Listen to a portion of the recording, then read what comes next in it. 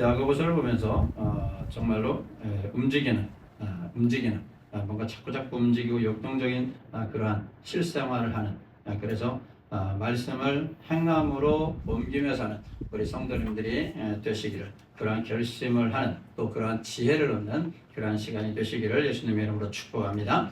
요즘은 이론이 난무하는 시대입니다. 이론이 난무하는 시대. 이런 이론이 난무하는 시대에는 특별히 행동하는 그리스도인이 필요합니다. 탁상공론이라는 말이 있죠. 책상 앞에서만 이렇다 저렇다 말하는 그런 사람들. 그러니까 말만 떠드는 사람들. 말로 한몫 본다 이런 표현도 우리 가끔가다 쓰지 않습니까? 말만 하는 사람들. 이런 말만 하는 사람들은 정말로 말쟁이입니다. 성경에서 보면 그런 자들을 가리켜서 말쟁이라고 표현합니다. 그리스도인은 말만 하는 것이 아니라 실천하는 것이 필요합니다. 실천하는 그리스도인들이 되셔야 됩니다. 그런 면에서 야고보는 행함이 없는 믿음은 죽은 거다. 이렇게 우리에게 강력하게 도전하고 있어요. 아주 심각하게 그리고 강력하게 얘기하는 것이죠. 행함이 없는 믿음 죽은 거다. 죽었다. 가짜다. 그거는 거짓말이다 이 말이에요. 행함이 없으면 말입니다. 로마서는 우리 성도님들이 잘 아시는 대로 기독교의 핵심적인 진리를 가르치고 있다고 볼 수 있습니다. 반면에 야고보서는 기독교 진리를 어떻게 하면 삶으로 옮길 것인가. 그러니까 기독교 진리를 알고 있기만 하지 말고 그 기독교 진리를 우리가 가지고 있는 성경적 진리를 우리의 삶으로 옮겨야 된다. 이것을 강조하고 있는 것이 야고보서입니다. 믿음이 있다면 반드시 열매가 맺혀져야 된다라는 얘기예요. 내가 믿음이 있다, 내가 예수 그리스도를 믿는다 라고 고백한다면 반드시 열매가 그 가운데 있어야 그 믿음을 증거할 수가 있다라는 얘기입니다. 그 믿음이 열매가 없다 그러면 그 믿음은 가짜다라는 얘기예요. 굉장히 심각한 거예요. 우리가 조금만 이게 좀 이렇게 생각을 하면서 이 말씀을 이렇게 읽으면은 야 이거 굉장히 심각한 말씀이구나. 왜냐하면 내가 행함이 없고 내가 열매가 없으면 내 믿음이 가짜다. 이게 굉장히 심각한 거 아닙니까? 여태껏 30년 40년을 예수 믿는다고 해왔는데 야 이거 내 믿음이 가짜야? 이렇게 우리가 생각하게 되기 때문에 굉장히 심각하게 우리에게 도전을 주는 성경이 야고보서라고 볼 수 있습니다. 읽는 것은 쉬워요. 제가 야고보서를 쭉 보니까 읽는 것은 쉬워요. 이해하기 어려운 부분은 아무것도 없어요. 읽는 것은 굉장히 쉽습니다. 그런데 이 읽는 것은 쉽지만 그 내용을 우리가 삶 속으로 옮기는 것 이것이 문제가 아니겠습니까? 야고보는 행함의 필요성을 강조합니다. 그렇다고 해서 오해는 하지 마셔야 됩니다. 행위만으로 구원을 얻는다? 이거는 또 아니에요. 그렇게 야고보가 주장한다고 오해하시면 안 됩니다. 야고보는 진짜 믿음은 의로운 행동, 빛된 삶이 특징적으로 아주 자연스럽게 나타난다는 것을 강조하고 있는 것입니다. 우리의 믿음이 이론이 아니라 말만이 아니라 말로만의 믿음이 아니라 행동하는 믿음, 말씀을 행함으로 옮기는 진짜 믿음이 있는 그리스도인이 되는 것, 그리스도인이 되는 것이 정말로 필요합니다. 여러분들 하나님의 말씀을 야고보서를 통해서 정말 행동하는 그리스도인, 역동적인 삶을 살아가는 그리스도인, 말씀을 삶으로 옮기는 그리스도인이 되시기를 예수님의 이름으로 축복합니다. 이 야고보 저자는 오늘날 저와 여러분들에게도 똑같이 말씀하고 있는 겁니다. 야고보서가 성경에 기록됐다고 해서 우리에게는 별개의 말씀이다 그렇게 생각하시면 안 됩니다. 야고보서는 예수 그리스도께서 부활 승천하신 지 불과 20년이 되지 않았을 때 당시에 예루살렘 교회 지도자 중 한 사람이었던 야고보에 의해서 기록이 되었던 성경입니다.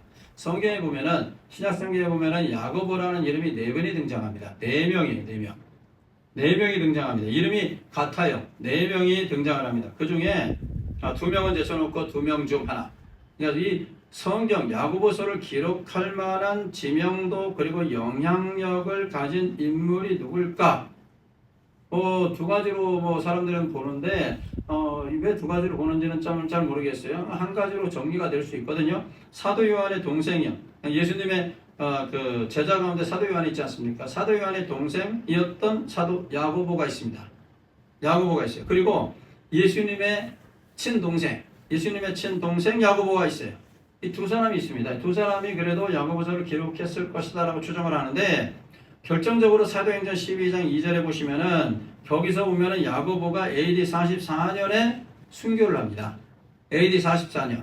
주 44년에 순교했기 때문에 이 야고보서의 저자로 볼 수는 없어요. 이미 죽었으니까, 순교했으니까. 그렇기 때문에 예수님의 동생 야고보. 그러니까 예루살렘의 지도자 중 한 사람인 예수님의 동생 야고보가 바로 이 야고보서를 저작했다고 볼 수 있습니다. 그러니까 사도 야고보가 저장한 게 아니고 이 야고보 장로가 저술을 했다라고 볼 수가 있습니다. 그러면 누구에게 썼는가? 그리고 어떤 목적을 가지고 야고보서를 기록하였는가? 우리가 서론 부분으로 잠깐 한번 보도록 하겠습니다. 야고보서를 받는 이 수신자를 보면은 우리하고도 연결이 되는 거예요. 왜냐하면 로마 제국 전 연역의 전 곳에, 로마 제국의 전 국토에 흩어져 있는 유대인들이 수신자예요. 그러니까 당시에 초대교회 유대인들이 엄청나게 흩어져 있었거든요. 왜냐하면은 당시에 지중해 전역을 제패하고 있었던, 다스리고 있었던 강대국 로마가 이스라엘을 속국으로 만들었거든요.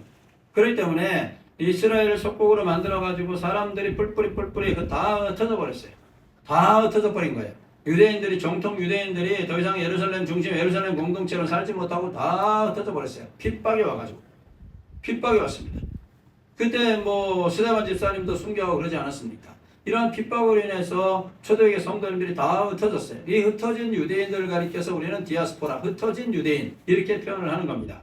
이 디아스포라 유대인들이 다 흩어져 있어요. 모든 흩어진 그리스도인들에게 어디 있든지 간에 너희가 흩어지긴 했지만은 예루살렘을 중심으로 공동체를 이루지 못하고 결국에는 핍박을 해서 다 흩어지긴 했지만은 너희가 흩어져서 어디에 살든지 간에 그리스도인답게 살아야 할 것을 지금 이 야고보 장로가 전하고 있는 겁니다. 오늘날 이 시대도 마찬가지. 오늘날 이 시대에 이곳에 살고 있는, 오늘날 저와 여러분들이 이곳에 살고 있는 저와 여러분에게도 똑같이 야고보 장로는 지금 말씀하고 있는 것입니다. 그래서 야고보서를 통해서 우리가 전달해주는 그 메시지를 우리가 들어야 됩니다. 흩어져 있는 유대인들. 야고보서를 쓴 이 목적이 바로 그거였습니다. 유대인들이 유대 밖에서 신앙생활을 했기 때문에 유대 밖에서 생활을 하지 않았습니까? 예루살렘을 떠나가지고 예루살렘 밖에서 생활했잖아요. 그래서 이들에게 약점이 뭐냐면은 교회 지도자와 접촉할 시간이 없었다라는 일. 교회 지도자. 여러분, 교회 지도자와 접촉할 시간이 없으면은요, 교회 지도자와 잘 만나지 않으면은, 쉽게 말해서 오늘날의 교회 목사와 자주 만나지 않으면 목사의 지도를 받지 못할 거 아니겠습니까? 그렇기 때문에 심각하게 신앙적으로나 또 믿음이 약화될 수가 있습니다. 이 초대 흩어진 유대인들이 지도자를 만날 기회가 없었어요. 예루살렘 공동체에 있는 많은 교회 지도자들도 뿔뿔이 흩어졌고 중심부에 있었던 사람들도 있겠지만은 다 흩어졌어요. 예수님의 사도들도, 예수님의 제자, 예수님의 12 사도도 전부 다 흩어져 버렸어요. 흩어져서 이제 복음을 증거하는 거예요. 물론 이것이 하나님의 뜻이었지만은 그럼에도 불구하고 흩어진 유대인들은 지도자와 접촉할 그런 기회가 그렇게 많지 않았습니다. 그렇기 때문에 이들에게 신앙적으로 교육을 시키기 위해서, 이게 저술 목적 중에 하나예요. 너희가 흩어져 있지만은 내가 야고보서를 통해 야고보 이 서신을 너에게 보낸다. 그렇기 때문에 너희가 있는 자리에서, 너희가 처한 그곳에서 그리스도인답게 행동하라는 얘기예요. 아무리 지도자를 통해서, 사도들을 통해서 성경 교육을, 말씀 교육을 받지 못한다 할지라도 너희가 있는 곳에서 그리스도인답게, 누가 봐도 하나님의 자녀답게 생활하라라는 얘기예요. 또한 흩어진 이 유대인들에게는 박해로 인해서 많은 시련이 있었습니다. 많은 시련이 있었어요. 그리고 경건치 못한 이 부자들, 오늘 이제 우리가 야고보서를 살펴보면서 쭉 볼 텐데, 경건치 못한 이 부자들의 횡포가 있었고 학대로 인하여서 성도들이 어려움을 굉장히 많이 당했습니다. 그리고 지도자들의 어떤 그 지도를 받지 못하니까 일부 성도님들은 이 신앙이 그야말로 형식에 치우쳤고, 성도들 간의 사랑도 식어졌고, 외모로 사람을 판단하고, 또한 이웃에 대해서 말과 행동도 굉장히 거칠어졌어요. 이러한 일들이 야고보서 전체적으로 이제 나오는 거예요. 그러면서 야고보 장로가 부탁하는 거예요. 권면하는 거예요. 그렇게 하지 말아라. 이웃에 대해서, 예를 들어서 이웃에 대해서 왜 거친 말을 하고 이웃에 대해서 왜 말을 함부로 하느냐? 그러지 말아라. 그리스도인답게 생활해야 된다. 이거를 교훈해 주는 겁니다. 야고보 사도는 이 초대교회에 흩어진 유대인들의 신앙이 잘못된 부분들을 시정해 주기 위해서, 그리고 용기를 주기 위해서, 격려하기 위해서 그리스도인답게 살아가라 이렇게 말하기 위해서 야고보서를 쓰게 된 것입니다. 그러면 먼저 야고보 사도는 성도에게 오는 고난과 시련과 고난에 대해서 언급을 합니다. 오늘 말씀의 전체적인 주제가 이것일 것 같습니다. 성도에게 오는 시련과 고난을 우리가 어떻게 생각해야 되느냐? 우리가 어떻게 생각해야 되느냐? 그리스도의 행동 지침 가운데에서 우리가 어떻게 이것을 받아들여야 되느냐라는 부분입니다. 야고보 사도는 주 60년경에 이곳저곳으로 흩어져 살면서 여러 가지 고난과 시련을 겪으며 살아가고 있는 성도들에게 시련을 견디고 이겨야 함을 말씀하고 있어요. 시련을 견디고 이겨라라는 얘기죠. 오늘 2절 말씀해 보시면은, 오늘 2절을 보시면 내 형제들아 그러잖아요. 내 형제들아 너희가 여러 가지 시험을 당하거든 온전히 뭐하게 여기라? 기쁘게 여기라 이렇게 말하죠. 기쁘게 여기라, 기쁘게 여기라. 여러 가지 시험을 만나거든 기쁘게 여기라. 여기서 시험 여러 가지 시험인데 여기서 시험 초대교회 흩어진 유대인들이 겪는 시험이라는 것은 환난과 고통을 의미하는 거예요. 환난과 고통. 그러니까 시험의 성격을 말하고 있는 것입니다. 당시 초대교회 성도님들은 시험을 만나되 온갖 종류의 다양한 시험을 만났을 뿐만 아니라 그러한 시험들이 계속되고 있었음을 의미하는 겁니다. 고통이 있고 환난이 있고 어려움이 있고 시련과 고난이 계속해서 이 초대 흩어진 유대인들, 이 하나님의 백성들에게 도전하고 있었다라는 얘기예요. 성도 중에서는 이렇게 생각하는 사람이 있죠. 예수 믿고 구원을 받았으면 아무 시험도 없으리라고 생각하는 분들 여러분 적지 않습니다. 예수를 믿고 있는데 왜 내 삶이 이렇게 시련이 있고 환난이 있고 고통이 있는가? 기도 많이 하고 성령 충만하면 어떤 시험도 당하지 않는 형통한 삶이 이어지리라고 생각을 합니다. 그런데 실제로 우리의 삶이 형통의 삶인가? 아니잖아요. 예수 그리스도를 믿는다고 고백은 하는데 우리의 삶이 그렇게 형통한 삶이 아니잖아요. 만사 형통의 삶이 아니지 않습니까? 이 모양 저 모양의 삶에 부딪히는 문제들로 인해서 걱정, 근심을 매일매일 안고 살아갑니다. 우리의 삶 자체가 그러지 않아요. 한 고통이 끝나면 또 다른 고통이 우리를 기다리는 것 같고, 오늘의 고난이 끝나면 내 인생에 이제 고난은 없겠지 했는데 또 다른 산이 나를 기다리고 있습니다. 여러분, 시험의 성격을 이해하셔야 됩니다. 우리가 이 땅에 사는 동안에 온갖 종류의 시험과 시련, 그리고 도전이 믿는 사람이건 믿지 않는 사람이건 누구에게든 올 수 있다는 겁니다. 이것이 시험이라는 단어의 특징입니다. 초대교회 성도가 기도하지 않고 성령 충만하지 않아서 시험을 받았는가? 절대 그렇지 않잖아요. 어떻게 보면은 우리보다 더 열심히 기도했고 우리보다 더 성령 충만했던 사람들이 초대교회 성도님들이셨습니다. 그럼에도 불구하고 핍박과 시련이 계속됐습니다. 성경의 가르침은 신앙은 만사형통이라는 등식이 아닙니다. 요한복음 15장 19절 한번 볼까요? 우리 같이 읽습니다. 요한복음 15장 19절 앞에 있습니다. 시작! 너희가 세상에 속하였으면 세상이 자기의 것을 사랑할 것이나 너희는 세상에 속한 자가 아니요 도리어 내가 너희를 세상에서 택하였기 때문에 세상이 너희를 미워하느니라. 자, 우리가 예수를 믿음과 동시에 세상이 우리를 어떻게 한다고요? 비교할 수밖에 없다라는 얘기예요. 왜냐하면 우리가 잘 아시잖아요. 우리는 하나님의 자녀고 세상 사람들은 하나님의 자녀가 아니잖아요. 우리는 하나님 소속이고 세상 사람들은 하나님 소속이 아니잖아요. 그러니까 소속이 다르기 때문에 그리고 살아가는 방법이 다르고 살아가는 목적도 다르고 다 다르기 때문에 야 쟤들은 뭐가 저렇게 맨날 저렇게 뻣뻣해, 뭐가 저렇게 맨날 바빠. 세상 사람들이 우리를 그냥 두질 않아요. 미워하게끔 되어 있다라고 성경은 우리에게 분명히 가르쳐주고 있어요. 그리고 디모데후서 3장 12절입니다. 우리 같이 읽습니다. 시작! 무릇 그리스도 예수 안에서 경건하게 살고자 하는 자는 박해를 받으리라. 자, 예수 안에서 살아가는 자, 예수 안에서 예수님 믿고자 애쓰고 예수님의 말씀대로 살려고 애쓰고 이런 자들에게는 결과적으로 뭐가 온다는 거예요? 결과적으로 박해가 온다는 거예요. 이게 다른 이유가 예수 믿는 것이 무슨 죄 짓는 일인가 그래서 박해가 오는가? 아니에요. 다른 이유예요. 우리가 예수 그리스도를 닮아가기 때문에 세상 사람들과 삶의 차원이 다르기 때문에 그런 거예요.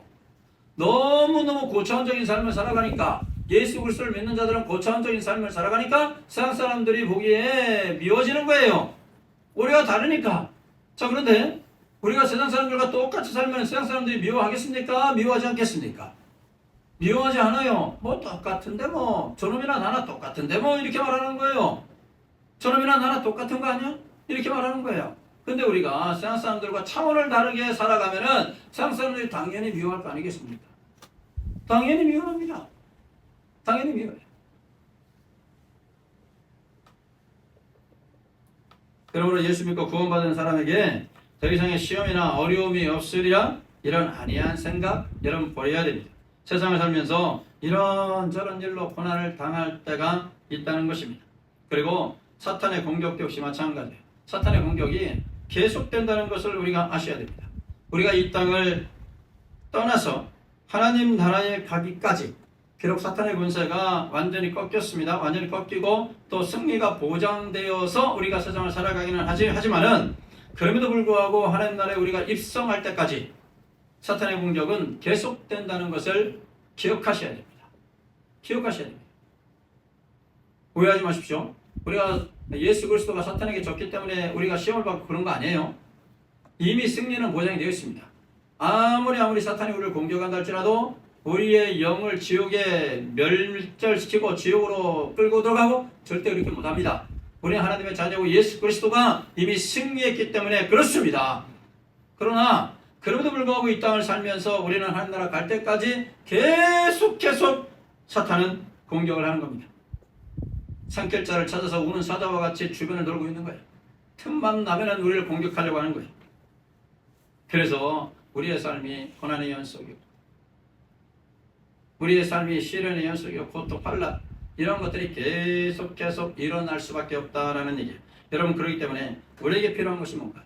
우리에게 필요한 것은 바로 인내와 수용이라는 것입니다. 우리에게 필요한 겁니다. 인내하라는 것입니다. 끝까지 견뎌내라는 말씀이죠. 내가 곧 끝내줄게. 내가 곧 끝내줄게. 너의 시련과 고통과 시험과 환난과 고통 다 끝내줄게. 이렇게 말씀하시면은 아이고 오죽이나 좋겠습니까? 그런데 우리 주님께서는 내가 곧 끝내줄게가 아니고 참고 견디고 인내하라. 참고 견디고 인내하라. 여러분 자기 잘못으로 인해서 오는 고난 또 시련이라면은 참고 견디고 인내할 문제 아닙니다. 그거는 또 다른 차원입니다. 그거는 참고 인내하고 인내를 요구하는 문제가 아니고 회개의 문제입니다. 자기 잘못으로 인해서 고난이 옵니다. 자기 잘못으로 인해서 시련이 옵니다. 그건 회개해야죠. 근데 당시의 초대교회 성도님들은 잘못으로 인해서 핍박받고 시련을 받은 것이 아니기 때문에 주님께서는 인내하라. 참고 견디고 인내하라. 이렇게 말씀하고 계시는 겁니다. 이것을 온전히 기쁘게 받아들이라고 성경은 우리에게 교훈해주고 있습니다. 온전히 기쁘게 받아들여라. 왜 인내하며 기쁘게 받아들이라고 하시는 걸까? 왜 우리 주님께서 인내하라? 그리고 그 시련과 고통을 기쁘게 받아들여라. 여러분 우리 믿는 사람들에게 닥치는 환난과 고난은요, 이 고통은요 하나님이 계획하신 것인데 하나님은 그 훈련을 통해서 우리를 더 아름답고 능력 있는 축복의 성도로 만들려고 하시는 것이기 때문에 그렇습니다. 예를 들어서 그릇이 만들어지는 과정을 한번 생각해 보시면 할 거 아니겠습니까? 그릇은 찰흙에 모래나 자갈을 섞고 600도에서 900도 정도 사이에서 구워낸다고 합니다. 하나의 그릇이 만들어지려면 뜨거운 불 속에 들어갔다가 나와야 한다는 것입니다. 하나님께서 우리를 멋지고 귀하게 쓰시려고 시련과 환난을 주시는 것이라고 볼 수 있습니다. 그러므로 성도님들은 환난이나 고통을 끝까지 견뎌내라. 끝까지 견뎌라. 이 말씀을 귀를 기울여 들으셔야 됩니다. 왜 나에게 환난이 오고 내 환난 나에게 고통이 오는가? 왜 나에게 시련이 오는가? 나를 더 멋지게 사용하려고. 나를 하나님 나라에 귀하게 사용하려고. 그래서 오늘 본문 1장 4절에 보시면 우리 같이 한번 또 읽어볼까요? 4절 같이 읽습니다. 시작! 인내를 온전히 이루라. 이는 너희로 온전하고 구비하여 조금도 부족함이 없게 하려 함이라. 조금도 부족함이 없게 하기 위해서. 끝까지 그래서 인내하라는 겁니다. 끝까지 인내하라는 겁니다. 반드시 승리가 우리에게 있을 테니까 끝까지 인내하라 라는 얘기. 끝까지. 더 나아가서 하나님께서 우리를 향한 더 좋은 뜻을 가지고 계신다는 믿음과 소망을 바라보고 오히려 기뻐하라고 성경은 우리에게 가르쳐주고 있습니다. 4절에 다시 보면 이런 너희로 온전하고 구비하여 조금도 부족함이 없게 하려 함이라. 온전한 성도가 되기 위한 필수 과정. 이렇게 보시면 되는 거예요. 온전한 성도가 되기 위한 필수 과정. 그것은 바로 고난, 고통, 시련. 이거를 견뎌내는 인내. 필수 과정, 필수 과정. 온전한 성도가 되기 위한 필수 과정입니다. 복음이 수많은 담금질의 과정을 통해서 만들어지고 도자기가 가마솥의 뜨거운 열을 통해서 아름답게 완성되는 것에 비유할 수가 있습니다. 베드로전서 4장 12절입니다. 우리 같이 한번 읽어보겠습니다. 베드로전서 4장 12절입니다. 같이 읽습니다. 사랑하는 자들아, 너희를 연단하려고 오는 불시험을 이상한 일 당하는 것 같이 이상히 여기지 말고. 너희를 뭐 하려고? 연단하려고 오는 불시험에 불시험. 어마어마한 시험이라는 겁니다. 견딜 수 없는 시험이 온다 할지라도 이상하게 생각하지 말아라. 너희를 연단하려고 온다는 연단하려고. 온전한 신앙인이 되기 위해서 끝까지 그래서 인내하셔야 한다는 겁니다. 하나님께 귀하게 쓰임받는 인생이 되기 위해서 시련과 시험을 인내하고 견디는 우리 성도님들이 되셔야 될 줄로 믿습니다. 그래서 우리 고난에 대해서 우리의 생각을 바꿀 필요가 있어요. 고난에 대해서 우리의 생각을 바꾸셔야 됩니다. 생각 자체를 완전히 바꾸셔야 한다는 것입니다. 고난은 나를 연단하게 온다고 생각하시라니. 나를 연단하기, 나를 단련하기 위해서. 그러기 위해서 고난이 온다. 이렇게 우리가 생각 자체를 바꿔야 돼요. 야, 내가 내가 뭐를 잘못했기 때문에 내가 그렇게 죽을 만큼 잘못했기 때문에 잘못했는가. 이렇게 우리가 자신을 자꾸만 이렇게 낮추지 말고 또 자꾸만 절망하지 말고 실망하지 말고, 이 고난을 통해서 하나님께서는 어떻게 나를 사용하시려는가. 하나님의 뜻이 무엇인가. 이 고난에 대해서 우리가 생각을 좀 바꾸셔야 된다라는 얘기예요. 이 고난은 하나님께서 나를 정금같이 사용하시려고, 순금같이 사용하시려고 나를 단련하시는 거야. 이렇게 생각 자체를 좀 바꾸라라는 생각 자체를. 우리가 신앙생활할 때 꼭 필요한 것이 여러분 연단이라는 겁니다. 연단은 방금 전에도 말씀드렸지만은 잘 구별할 필요가 있습니다. 구별하셔야 됩니다. 내가 잘못해서 오는 고난은 연단이 아닙니다. 그걸 연단이라고 말하는 거 아니에요. 이 연단은 트레이닝 시키는 거예요. 하나님께서 나를 훈련시키는 거예요. 근데 죄로 인해서 하나님께서 나를 훈련시키는 건 아니에요. 죄로 인한 것은 하나님 앞에 엎드려 회개할 문제고, 연단은 하나님께서 나를 훈련시키는 겁니다. 고난이라는 그 과정을 통해서 나를 훈련시키는 거예요. 죄로 인한 고난은 퇴보와 침체를 가져온다는 특징이 있습니다. 그래서 회개해야 됩니다. 내 삶이 퇴보하고 내 삶이 침체되고 하고 있으면은 반드시 하나님 앞에 먼저 자신의 현 상황을 돌이켜보고 하나님 앞에 회개함으로 나아가셔야 됩니다. 야고보서 1장 13절에서 15절 말씀입니다. 우리 같이 한번 읽어볼까요? 여기도 야고보서 1장 13절에서 15절 우리 같이 읽습니다. 시작. 사람이 시험을 받을 때 내가 하나님께 시험을 받는다 하지 말지니 하나님은 악에게 시험을 받지도 아니하시고 친히 아무도 시험하지 아니하시느니라. 오직 각 사람이 시험을 받는 것은 자기 욕심에 끌려 미혹됨이니 욕심이 잉태한즉 죄를 낳고 죄가 장성한즉 사망을 낳느니라. 이 분명히 나와 있지 않습니까? 우리가 왜 망하느냐? 우리가 왜 침체에 빠지고 뒤로 물러가느냐? 우리의 삶이 왜 이렇게 안 풀리느냐? 살펴보라는 얘기. 혹시나 너희 죄 때문이지. 하나님이 나를 시험한다. 여기서 말하는 시험. 하나님이 우리를 유혹한다. 그런 거 아닙니다. 하나님이 우리를 시험한다. 시험 안 하신다는 거야. 하나님께서는 여기서 사용되는 단어는 tempt이에요. 유혹하는 거. 근데 하나님께서 우리를 연단시키기 위해서 사용하시는 것은 테스트라는 말도 사용되지만 트레인이라는 이런 말을 사용을 하십니다. 그러니까 완전히 다른 거예요. 우리가 왜 하나님 앞에 우리가 왜 고통을 받고 우리가 왜 고난을 받고 그러느냐? 자기 자신을 한번 돌아볼 필요가 있겠죠? 왜 돌아봅니까? 내가 혹시 욕심에 끌려가지고서 내가 욕심에 끌려가지고 내 삶을 망가뜨리고 있는 건 아닌지. 이거는 회개할 문제라는 것입니다. 여러분, 그러나 반대로 하나님의 연단이 있지 않습니까? 하나님의 연단은 죄로 인해서 오는 고난은 퇴보와 침체를 가져오지만 하나님이 주시는 연단은 반드시 한 걸음 더 발전하게 한다는 특징이 있어요. 그 연단의 과정, 그 고난의 과정만 통과하면 한 걸음 더 앞으로 진보합니다. 앞으로 전진합니다. 자기 죄로 인해서 침체되고 퇴보하는 것은요, 회개한다고 해서 앞으로 진보하는 건 아니에요. 근데 연단이라는 것은 이 연단의 과정만 통과하면 반드시 한 걸음 더 나아가게 되어 있다라는 얘기입니다. 여러분, 운동선수들을 예를 들면 알 수 있지 않겠습니까? 운동선수들 훈련을 혹독하게 합니다. 금메달을 따기 위해서 정말로 엄청난 훈련을 소화하지 않습니까? 예를 들어서 우리나라의 양궁 선수들이 세계를 제패하지 않습니까? 세계에서 우리나라의 양궁을 쫓아갈 나라가 없지 않습니까? 근데 이들이 메달을 따기 위해서 혹독한 훈련을 소화한다는 거예요. 뭐 해병대 캠프에 가서 훈련도 하고 경기장에 관중이 꽉 차 있는 상황에서 훈련을 합니다. 정신력도 강화하고 집중력이 특히 요구되는 양궁이기 때문에 어떤 함성 속에서도 흔들리지 않도록 하기 위해 훈련을 합니다.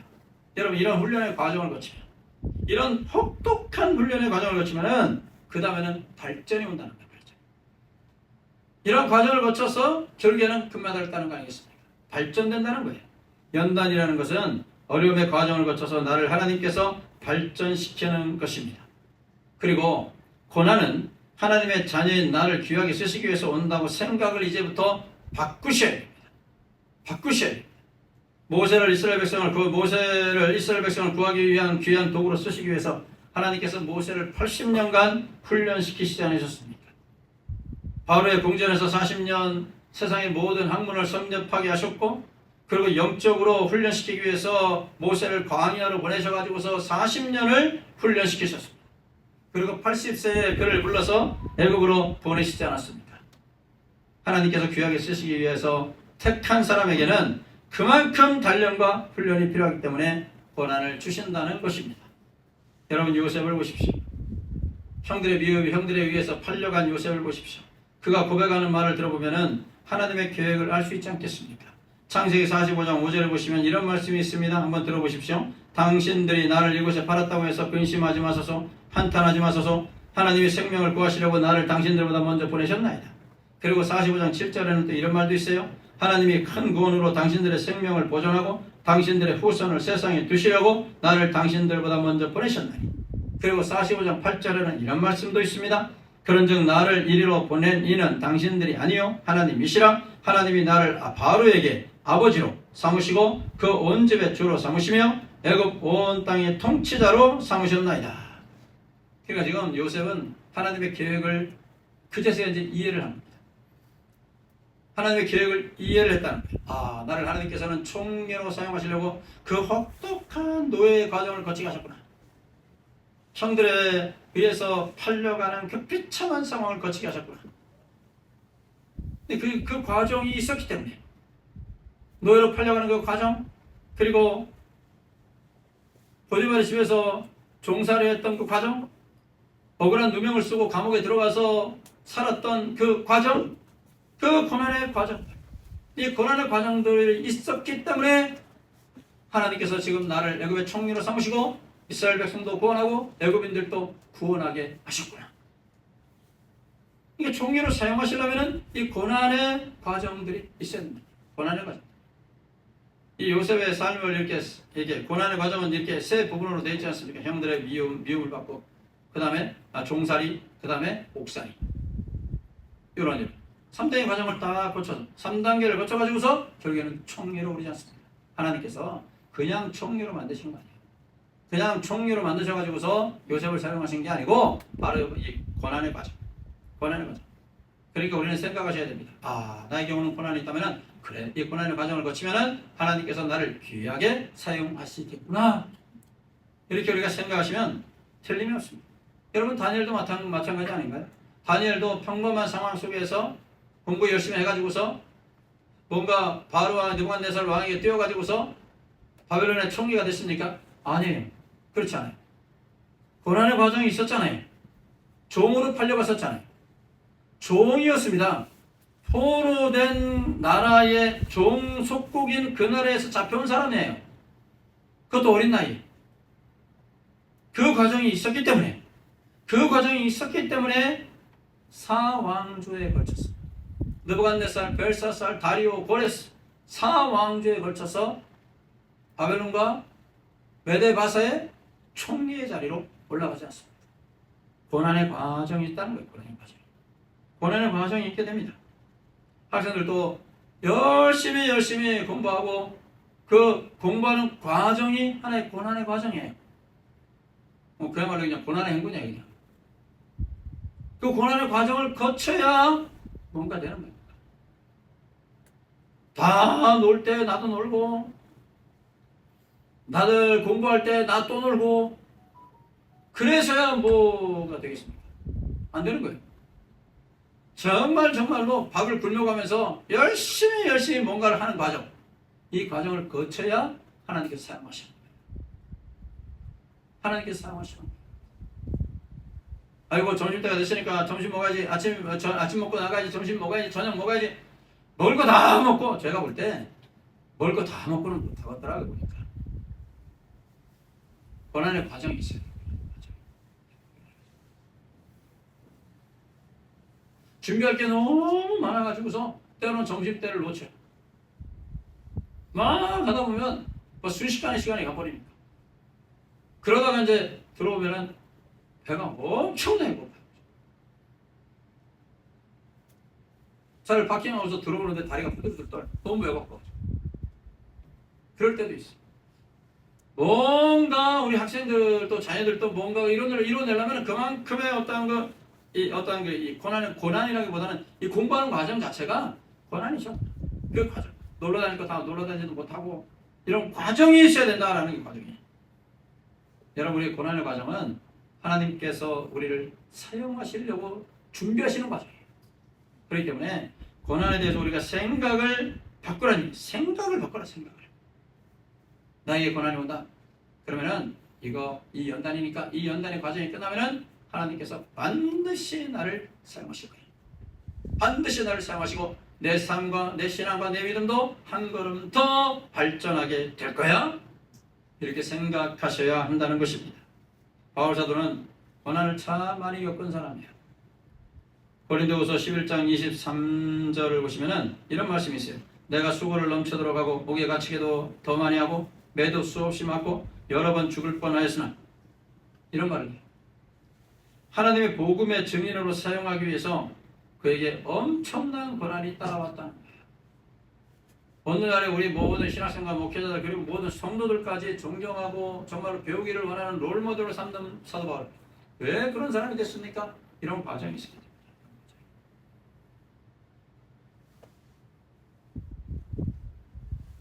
그러므로 우리에게 오는 고난이 있다면 하나님께서 나를 사용하시려고 하시는구나. 하나님께서 곧 나를 사용하시겠구나. 이렇게 생각하시고 견디고 승리해야 할 줄로 믿습니다. 욥은 고난을 참으로 많이 겪은 사람 아니에요? 욥하면 고난의 대명사라고 말하지 않습니까? 그러나 그가 말하는 것을 한번 들어보실래요? 욥기서 23장 10절입니다.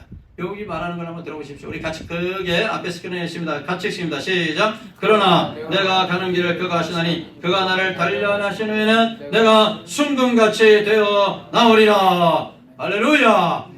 순금같이 되어 나오리라. 그가 나를 단련하신 후에는 고난의 과정을 거친 다음에 내가 순금같이 되어 나오리라. 사랑하시는 성도 여러분, 성도의 영광은 고난의 십자가 후에 오는 겁니다.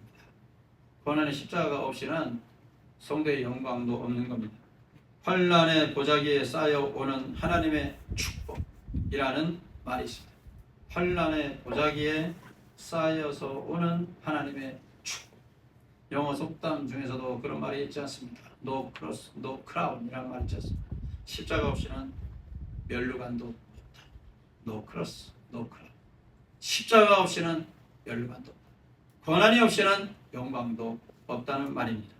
하나님이 인간에게 복을 주시되 공짜로 주시는 것이 아니라 꼭 고난이라는 보자기에 싸서 주신다는 겁니다.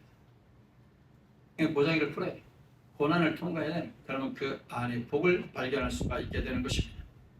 우리는 인내로 하나님이 주시는 십자가의 고난과 또 믿음의 진보를 위해 겪는 시련을 참고 이겨내야 합니다.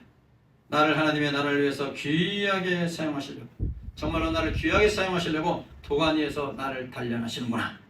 여러분, 이렇게 우리가 생각을 바꾸고 살아가셔서 정말로 승리하시는 우리 성도님들이 되셔야 될 줄로 믿습니다.